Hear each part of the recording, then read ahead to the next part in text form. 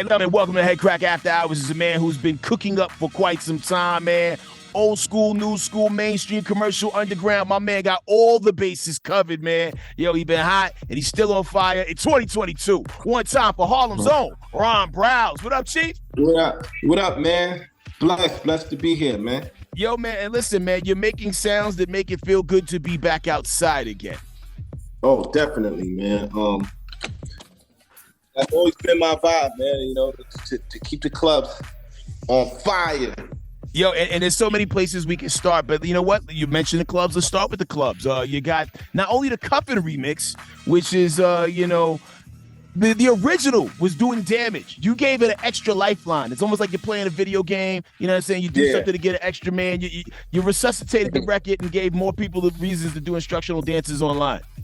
Yeah, definitely, man. That's just been, actually, like, DJs that reach out like, yo, remix it. Like, I remixed the Diddy joint, and when the Beyonce DJ talked, yo, you should remix. Should I? All right, let's go. And people like the vibe I put to it. It's an easy play for them once I put my little twist on it. You know what I mean? Mm-hmm. And even with the way with the it's easy to get get your 1-2 step. No matter what your dance skill level is, you can be met somewhere in there. You know what I mean? I make it easy for you. Yo, and that's key. That's key because people be scared to dance sometimes, man. And it's always dope to hear those records pop off. That's what's unique about it. Like the original Beyonce record, a guy ain't gonna want to be like, you know what I mean? So once I put my twist to it, then the dude was like, yeah, it was good. I could two-step. I can have fun with the ladies with this too. You know what I'm saying? And you can scrunch your face up a little bit because sometimes the records be a little happy. Sometimes you don't want to look too happy while you dance and you want to be a little aggressive with it. When Mary used to come out and do that stomp, you know what I mean? Like, more aggression to it. And then also, you just mentioned the Gotta Move On remix, which is also a bop. A lot of heavy hitters on that as well. Yo, man, I mean, like, I know Diddy once said he invented the remix. However, in 2022, man, you keeping the torch lit. I became the prince of the remixes, man. Man, so you not only have these things working for yourself, you also got Eat the Boy Records. You know what I mean? We're looking forward to some releases coming on there. So what does the first project look like? Is it a solo project? Is it a project of remixes? What we looking like? It's a few projects I'm working on a project of remixes. That's coming as well. Eat the Rocks is out there with me and Rockness Monstah. So that's out right now. You could go download that, stream it, do whatever you want. You know what I mean? That project kind of came about a mutual friend knowing me, knowing him. Kind of linked us in the studio and said, yo, y'all should do a full project. And we did it last, 2 weeks and, got that done. And the crazy thing about that project, for anybody who remembers that classic era of like the 90s where like there was a very blurred line between what was like commercial and what was underground because they all kind of rocked out together. It wasn't uncommon to hear, Duck Down do something with Mary J. Blige, or it wasn't uncommon to hear Diddy doing something with Mike Geronimo or something like that. It brought you back to that familiar New York energy that doesn't sound like anywhere else. It's very New York project, very hip hop, and you sound comfortable all across there, man. That's what I do, man. Like I said, I kind of not mimic, but I watch the Dr. Dre do his thing. A lot of great producers, and I just try and put my keep it going. Keep the great producers, man, of the town. I try to kind of just keep that energy going. Indeed. Now, I mean, you mentioned Dr. Dre, and I know you had the opportunity to be in a lot of rooms with a lot of legendary producers and hit makers. What was the session that you sat in that made you just rethink your whole process to how you was moving? As far as a producer or just as a producer? I guess even artistically, because you don't just pigeonhole yourself. You're not just a producer. You're also nice on the vocals too. So once I sat in the studio with Nas, I knew I was going into a next level, a next plateau of producing. I was stemming off of the Big L, God rest in peace, Big L. I did Ebonics for Big L. And after that, I got the opportunity to sit in the studio with Nas to produce Ether. And once I sat in the studio with him, I just knew I was going to the next plateau of producing. Like, all right, this is where God want me to be at right now. You know what I mean? In the producer lane. So I just kind of stuck it out and, got to, work with the I Whip Your Head Boy for 50 Cent, Blow It Out for Ludacris, a lot of G Unit records. A lot of records came after that. Word, and you talk about the Ether session. A-Rap Money, Pop Champagne. Big Tune. Yo, Pop Champagne. Yo, listen. When I was first starting my syndication career in radio, I was still on the Ricky Smiley Morning Show at that time. Yo, Pop Champagne was in such heavy rotation. Even the remix you did for the presidential election, Pop Champagne for Barack's campaign, you know what I mean? Like, it was a breath of fresh air, because there wasn't a lot of New York artists on the radio at that time in the South. You know what I mean? So for you to figure out a way to Trojan horse that energy back into the, the hearts and minds of everybody else, man, it was very refreshing. Yeah, thanks, man. That's what I always I thought was kind of special about me is that I can get into rooms. My sound could get into rooms that other New York artists couldn't get into at the time because just the finesse in the beat and how it feels, the energy of the beat. You could, I don't care, you black, white, Asian, down south, Midwest, you're going to like this record. You know what I mean? It's going to be relatable. Yeah, it has a pulse. The problem with a lot of today's production that I hear from a lot of the mainstream artists who get a lot of airplay, I don't want to freestyle on these beats. You know what I'm saying? I don't want to hear these beats in 5 years. You know what I mean? Which is actually impressive for the rappers that are on it because like now more so, the rappers are carrying the records more than they have in like recent memory. But there was a large pocket of time where it was the production that was truly carrying a lot of these records. And now it's a weird switch. I'd rather be right down the middle, dope beat, dope lyricist. You know what I mean? But you know what it is? A lot of producers are just doing they're not being risk takers as far as they sound. They're just, I'm gonna make something that just sounds like I just heard this yesterday. I got my name because you would hear like, what the is that? A-Rap Money, the beat, you know what I mean? I didn't hear nothing like that. Or Pop Champagne, you ain't hear nothing that ever sound like Pop Champagne, you know what I mean? So I knew to get in the game that I couldn't sound like the greats. I can be inspired by the greats, but I couldn't sound like Timbaland, Swiss, Dr. Dre, and them, or Pharrell. I had to make my own sound, and people gonna be like, "Oh, nah, that's the dude right there." You know what I mean? Yeah, so a lot of young producers, they don't do that. Yo, the dope thing about you, like you do have a sound. However, I am often still surprised when I Google certain things or I do the research of like, oh snap, Ron, like the diversity of what you're able to do. You're not like a one sound pony. Like there's certain, producers where like, oh, that's the blah, blah, blah kick and snare. Or that's the, you know what I'm saying? But, with Ron, you'd be surprised sometimes to find out what it is. Going back to Ether for a second, and I'm sure you've probably been asked this a million times. Was there something that was recorded for that session that where like, somebody in the studio had to be like, yo, Nas, chill. And maybe a line got changed? Or is the Ether that we're hearing today the actual Ether, the way it was recorded with no changes? I heard stories, but when Nas told me to come to the studio, the version everybody heard, that's the version I heard. So maybe like people that was, sitting right next to him before he put the final version out, maybe they got a chance to hear it or whatever. But the version everybody heard is the one I heard. Got you. Now, when you produce something like that, go ahead. And in the beginning of Ether, when it go FJZ, everybody think I did that. That was Nas did that. Okay, understood. I thought it was the Pac sample. I thought it was from Hit 'Em Up. It was. Oh, it was. So, Nas added that. Yeah, when I got to the studio, I heard that, so I was surprised like everybody else. So, like, did you like kind of have an inner monologue with yourself and probably like, damn, I'm never gonna do a beat for Jay at this point, or or you was just when I first heard it, I thought that like what? Because I thought I was coming to hear a regular Nas record, like a street record, right? And then he like, play it for Ron. And then I hear the FJZ. I'm like, wait, I didn't put that there. Where did that come from? And then I was like, all right, this is a good or bad thing. Jay is number one right now. But respectfully, I feel like I'm going to work with Hov. Word. Good work works for itself. And you've consistently proven that you're capable of doing good work.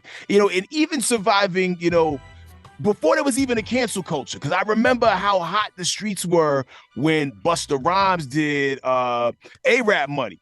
And it was a little problematic for a second because it was a big tune, but then people started like, yo, you can't do that. You know, how No, what you saying? Now, so like, so how did you guys navigate that whole situation before it turned into something crazy? Because I know you guys did do an alt version of it. See, that's when the alt version was the problem, not the original. Oh. The original that I did, people always ask, was I saying anything? I wasn't saying anything. It was a melody of the hook. It just sounded Arabic. And then Busta was like, yo, we got to put actual words. So they put an actual prayer. And then that's when it was like, yo. And then they was like, nah, we got to switch it back to, the regular Ron version. So, more story, just go with my version. You'll be all right. Listen to the producer.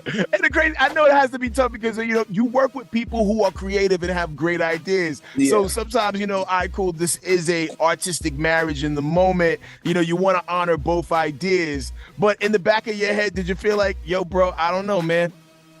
Yeah, like, bro, this is the version. It's the one that pops. It's the one that people love. Let's just keep it like that. But because when people ask, what are you saying? I'm like, I'm not saying anything. It's just a melody.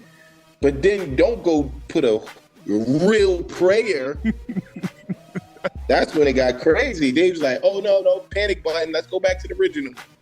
And I can remove myself from the situation and see how one would think it was a good idea. It's like, yo, we're paying homage, but some, religion, yes. Sports, politics. People take those three things so serious, Ron. Like, you could be having a friendly conversation. The next thing you know, things go left. The second you feel like you're disrespecting anybody in any way in any of those regards. And then the funny thing, I got booked in Dubai to, do the hook and do the record. It was part of my set. And they was like, you're not scared?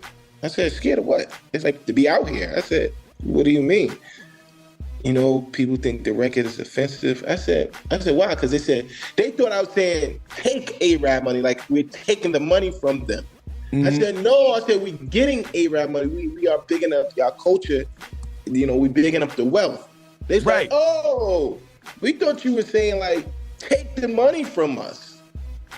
So I had to clear that up when I was out there. I was like, y'all trying to kidnap me out there? No, it is wild, though, because even now, we fast forward back to 2022, and there's certain things you can't say, even if you're bigging someone up in the financial space. I mean, I always famously point out All About the Benjamins. You should do what we do, stack chips like it's muted out. Even on the dirty version, it's muted out. And, hey, they were celebrating the fact that, they stacked their chips. Y'all was celebrating the fact that, the A-Rap, community figures out a way to work within themselves and, build themselves up and get to the money. So it's weird what people want to be offended by sometimes and what people aren't. It's so sensitive right now. Very, very, very, man. Like, art is art. And, like, even posters you see of certain things that you'll feel like inappropriate of marketing of certain products or whatever. But they get away with it. So, but now it's in rap and music and just like even comedy. Oh, you can't do this. You can't. How can you be artistic with barriers? It's almost impossible. I mean, even same thing in the music space. I feel like some of the best music that ever came out on the hip hop side of things had samples, because the cornerstone of hip hop was taking the nothing that we had, but being inspired by the past and building something around it. And that's what made it beautiful. Imagine a Tribe Called Quest album with no samples.